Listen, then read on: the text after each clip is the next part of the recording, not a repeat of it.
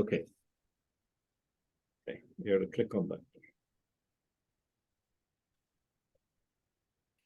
I'm celebrating the life of my best friend, Suguna Kannan. I am Pramila Veeramachaneni, formerly Pramila David. When I last met her in Delhi, December 2022, it occurred to me that this might be the last time I would be seeing her on my trips to India. However, it never occurred to me that it would be so soon that she would be snatched away. Some memories are etched forever in our minds, like the day I first met Suguna Kannan, almost 60 years ago in class 9 of Timpani School. Shy, quiet, and wearing a half sari. She was the first person in the school to wear one. In our small class of less than 10 students, it did not take long before we got acquainted with each other. We got to know each other's families, especially her brothers, Dr. Suresh Kannan and Dr. Sudesh Kannan. Our shared interest in reading books borrowed from the school library strengthened our bond. We competed in the speed with which we devoured books. That competition extended into the classroom, but it never interfered with our relationship. As the first batch, 1965, of Indian School Certificate students of Timpani School, she brought credit to the school by being the topper in the exam. Those were the days when the Indian School Certificate was issued by the University of Cambridge, because all our papers except Hindi were marked in the UK. Fast forward to college days at St. Joseph's College for Women, the relationship continued, though she chose the science group and I the arts. She was popular with both students and faculty on the campus and became a confidant for many students. When she went to Tirupati to do her master's, we kept in touch, writing letters and sharing our experiences. It wasn't long before she was back in Visakhapatnam as faculty at St. Joseph's College for Women, and our relationship got renewed and strengthened.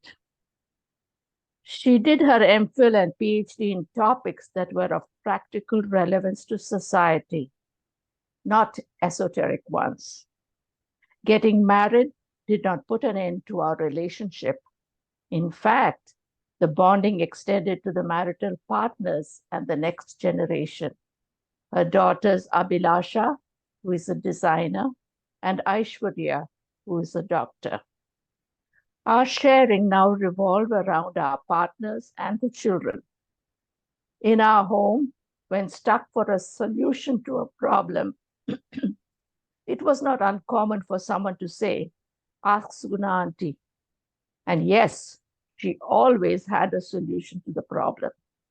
The solutions were usually within the context and framework of the life situation, never an ideal solution. Though we both were from different religious backgrounds, she Hindu and I Christian, and had discussions relating to the practice of our faiths, she had respect for what I believed in. This was very characteristic of her with anyone she interacted. She would never write off a person just because they had a set of beliefs that were different from that of hers. She valued every person she came across, and she had significant relationships with a wide spectrum of people, ranging from servant maid level to significant personalities. She believed in building relationships with people. During the empty nest stage, we enjoyed going to the movies together. So much so that the staff in movie theaters noticed that we always came together. After she moved to Delhi, I once went on my own to the movie theater. The staff asked me where the other lady was and why had I come alone. I had to tell them that she had moved to Delhi. When poor health prevented her from moving out of the house, she found several ways to keep herself occupied.